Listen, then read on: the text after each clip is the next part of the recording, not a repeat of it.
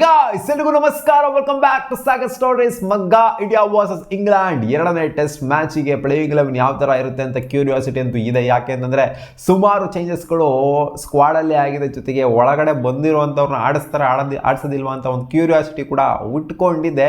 ನಾನು most possibly 3 possible change ಆಗಬಹುದು ಅಂತ ಅನ್ಕೊಂಡಿದ್ದೀನಿ. ಇದು according to me, according to reports ಕೂಡ 3 ಪಾಸಿಬಲ್ ಚೇಂಜ್ನ ಎಕ್ಸ್ಪೆಕ್ಟ್ ಮಾಡ್ತಾ ಇದ್ದಾರೆ. ಆ ಚೇಂಜಸ್ ಏನು ಅಂತ ನೋಡೋಣ. ಅದಕ್ಕಿಂತ ಮುಂಚೆ ಚಾನಲ್ ಸಬ್ಸ್ಕ್ರೈಬ್ ಹಾಕೊಂಡು ಗಂಟೆ ಹೊಡೆದ್ರೆ ಸಬ್ಸ್ಕ್ರೈಬ್ ಹಾಕೊಂಡು ಗಂಟೆ ಹೊಡೆಯಿರಿ. ಹೈದರಾಬಾದಲ್ಲಿ ಏನೋ ಆಗೋಗ್ಬಿಡ್ತು ಒಂದು ಮ್ಯಾಚು, ಒನ್ ಹಾಫ್ ಡೇ ಹೆಂಗೆ ಬರುತ್ತೆ, 4 ದಿನ ಮಾಡಿರೋದು 4 ಹಾಫ್ ಡೇ ಆಗೋಗ್ಬಿಡ್ತು ನಮ್ಮ ಟೀಮ್ ಇಂಡಿಯಾಗೆ.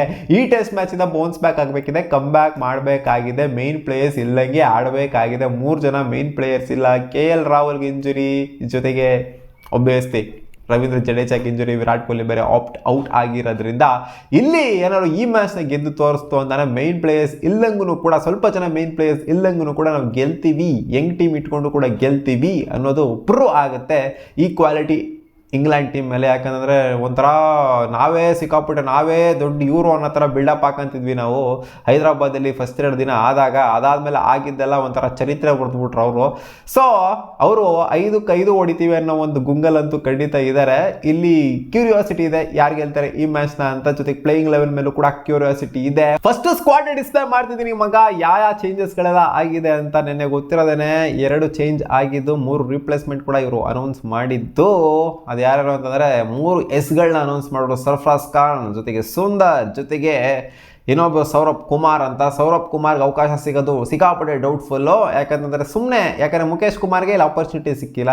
ಮುಖೇಶ್ ಕುಮಾರು ಮೇನ್ ಪ್ರಿಫರೆನ್ಸ್ ಆಗಂತೂ ಖಂಡಿತ ಇರ್ತಾರೆ, ಸೌರಭ್ ಕುಮಾರು ನೆಕ್ಸ್ಟ್ ಪ್ರಿಫರೆನ್ಸ್ ಆಗಿರ್ತಾರೆ.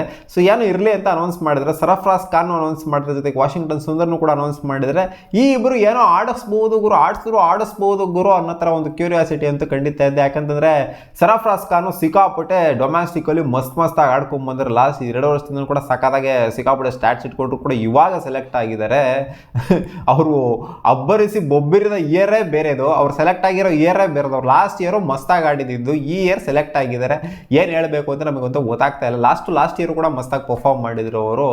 ಓಕೆ, ಏನೋ ಸೆಲೆಕ್ಟ್ ಆಗಿದ್ದಾರೆ ಇವಾಗ. ಅವ್ರ ಲೆವೆಲಲ್ಲಿ ತೊಗೊಂಬರೋದಂಗೆ ಯಾಕೋ ಡೌಟ್ಫುಲ್ ಆಗಿ ಕಾಣಿಸ್ತಿದೆ. ವಾಷಿಂಗ್ಟನ್ ಸುಂದರ್ನ ತೊಗೊಂಬರ್ತಾರ ಅಂತ ಕೇಳಿದ್ರೆ, ವಾಷಿಂಗ್ಟನ್ ಸುಂದರ್ನು ಕೂಡ ತೊಗೊಂಬರೋದಂಗೆ ಯಾಕೋ ಡೌಟ್ಫುಲ್ ಆಗಿ ಕಾಣಿಸ್ತಿದೆ. ಯಾಕಂದರೆ ಇರೋವಂಥ ಸ್ಕ್ವಾಡ್ ಮೆಂಬರ್ಸ್ ಮುಂಚೆ ಏನಿದ್ರು ಅವ್ರಿಗೆ ಜಾಸ್ತಿ ಆಪರ್ಚುನಿಟಿ ಸಿಗಲಿ ಅಂತ ಅನ್ಕೊಂಡಿರ್ತಾರೆ. ಇವಾಗ ಬಂದವ್ರಿಗಿಂತ ಮುಂಚೆ ಇದ್ದವ್ರಿಗೆ ಆಪರ್ಚುನಿಟಿ ಸಿಗಲಿ ಅಂತ ಅವರೇ ಮೇನ್ ಪ್ರಿಫರೆನ್ಸ್ ಆಗಿರ್ತಾರೆ ನನ್ನ ಪ್ರಕಾರ. ನೋಡ್ತು ಅಂತಂದರೆ ಓಪನ್ ಮಾಡ್ತಾರೆ ನನ್ನ ಪ್ರಕಾರ ಜಾಸ್ವಾಲ್ ಜೊತೆಗೆ ರೋಹಿತ್ ಶರ್ಮಾನೇ ಓಪನ್ ಮಾಡ್ತಾರೆ. ನಂಬರ್ 3 ಬರ್ತಾರೆ ಶುಭ್ಮನ್ ಗಿಲ್ ಏನಕ್ಕಮ್ಮ ಕಿತ್ಯಾಸ್ಯಮ್ಮ ಸೈಡ್ಗಲ್ಲಿ ಬೇರೆಯವ್ರು ಯಾರು ಸರ್ಫರಾಜ್ ಖಾನ್ ಆಕ್ರಮ ಅಂತ ಹೇಳ್ಬೋದು ನೀವು.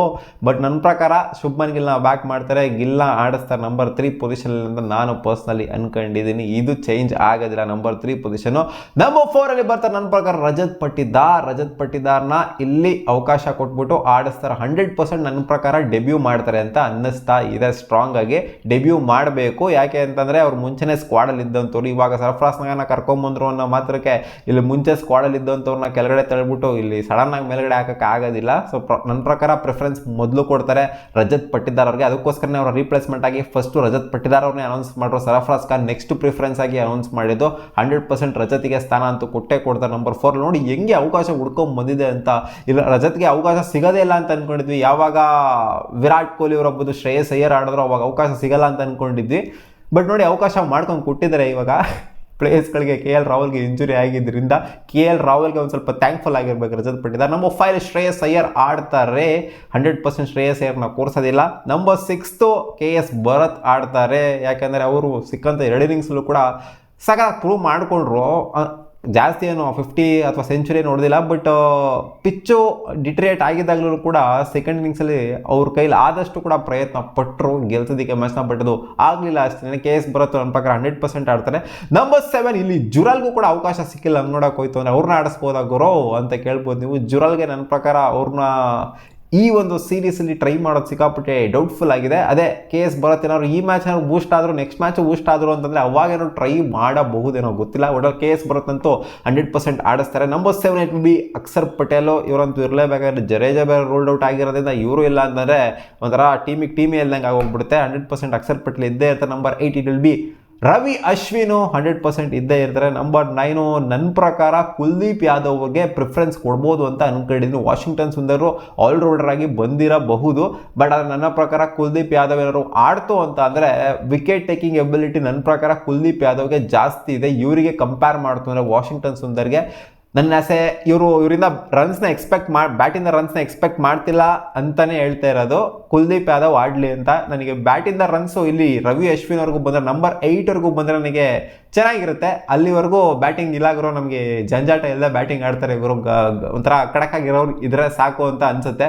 ನಂಬರ್ 9, 10 ಮತ್ತು 11 ಅಟ್ಲೀಸ್ಟ್ ನನಗೆ ಇಲ್ಲಾಗಿರೋ ಇವರಿಂದ ವಿಕೆಟ್ಸ್ಗಳು ಬೇಕು ಅಂತ ನಾನು ಎಕ್ಸ್ಪೆಕ್ಟ್ ಮಾಡ್ತೀನಿ. ಅದು ಯಾರು ಅಂತ ಅಂದರೆ ಅದು ಕುಲ್ದೀಪ್ ಯಾದವ್ ನನ್ನ ಪ್ರಕಾರ ಮೇನ್ ಪ್ರಿಫರೆನ್ಸ್ ಆಗಿರ್ತಾರೆ ಅಂತ ಅನ್ಕೊಂಡಿದ್ದೀನಿ. ಅಥವಾ ಇವರು ವಾಷಿಂಗ್ಟನ್ ಸುಂದರಿಂದ ಹೋದ್ರು ನನಗೆ ಬ್ಯಾಟಿಂಗು ಬೇಕು ಸ್ವಲ್ಪ ಗುರು ಅಂತ ಹೋದ್ರು ಹೋಗ್ಬೋದು, ಬಟ್ ನನಗೆ ಕುಲ್ದೀಪ್ ಯಾದವ್ ಆಡ್ತಾರೆ ಅಂತ ಅನ್ನಿಸ್ತಿದೆ. Number 10 it will B Jasprit Bumrah ಆಡ್ತಾರೆ ಅಂತ ಸ್ಟ್ರಾಂಗ್ ಆಗಿ ಅನ್ನಿಸ್ತಿದೆ. ನಂಬರ್ 11 ಇಟ್ ವಿಲ್ ಬಿ ನನ್ನ ಪ್ರಕಾರ ಮುಖೇಶ್ ಕುಮಾರ್ ಅವರು ಬರುವಂಥ ಸಾಧ್ಯತೆ ಇದೆ ಸಿರಾಜ್ ಅಣ್ಣ ಅವರ ಜಾಗದಲ್ಲಿ. ಯಾಕಂತಂದರೆ ಲಾಸ್ಟ್ ಮ್ಯಾಚ್ 1 ವಿಕೆಟು ಕೂಡ ಸಿರಾಜ್ ಅಣ್ಣ ಅವರು ಎತ್ತಲಿಲ್ಲ, ಅಂದರೆ ಅವ್ರಿಗೆ ಜಾಸ್ತಿ ಬೌಲಿಂಗು ಕೂಡ ಸಿಗಲಿಲ್ಲ. ಅವ್ರು ಮಾಡಿರದೆ ಅವರು 11-12 ಓವರ್ ಅಷ್ಟೇ ಬೌಲಿಂಗ್ ಮಾಡಿರೋದು. 2 ಇನ್ನಿಂಗ್ಸ್ನ ತೊಗೊಂಡು ನೋಡ್ತಾನೆ. ಒಂದು ಇನ್ನಿಂಗ್ಸಲ್ಲಿ 7 ಓವರ್ ಮಾಡಿದರೆ, ಒಂದು ಇನ್ನಿಂಗ್ಸಲ್ಲಿ 4 ಓವರ್ ಮಾಡಿದ್ದಾರೆ.